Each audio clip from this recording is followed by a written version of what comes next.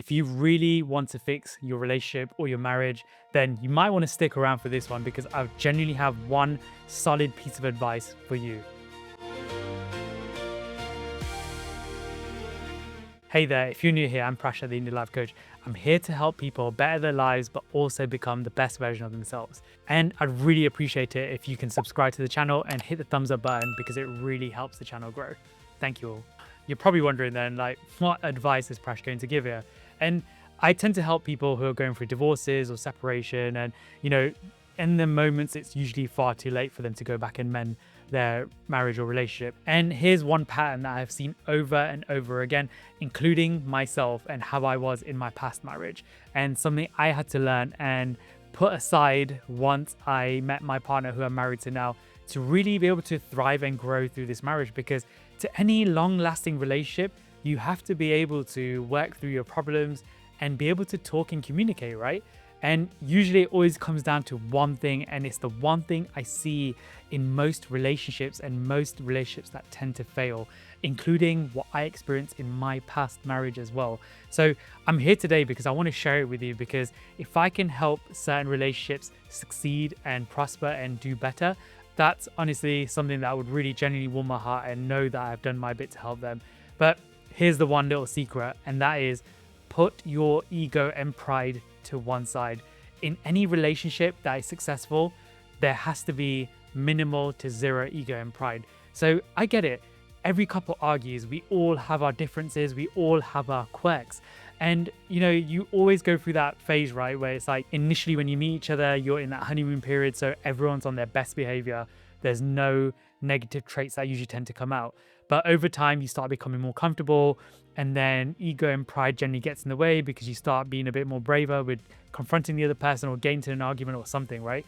And here's the thing, that's okay in the moment if you don't know how to handle yourself differently. But what's not okay is keeping ego and pride at the forefront when you are trying to resolve the problem.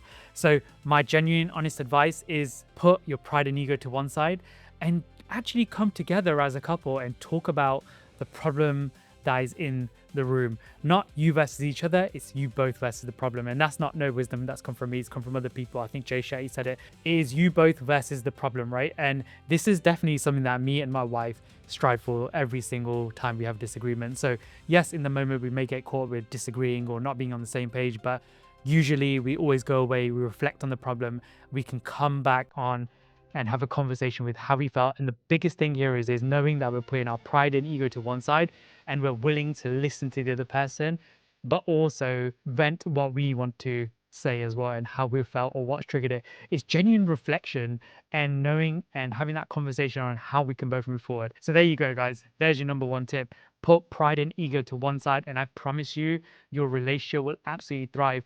And also, here's another key word: be curious with each other, because this is something that I learned early on as well. Is when you're in the honeymoon period, when you start dating, or when you're first married, or whatever it is, you're all on your best behavior. You're curious about each other, and over time, especially when you've had kids and stuff, that kind of goes out the window a little bit, and you lose that spark.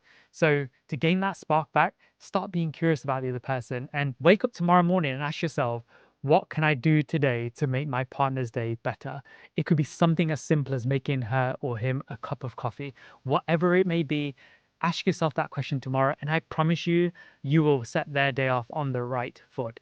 And it'll probably reciprocate in one way or another for yourself as well. So there you go, everyone. If this video helped you today, please share it with someone who you know it could benefit. Because honestly, it's been a game changer for me, as well as my clients who are genuinely succeeding in the relationships because they've learned to put their pride and ego inside and just be open to a solid and honest conversation and comprehending what the other person is trying to say.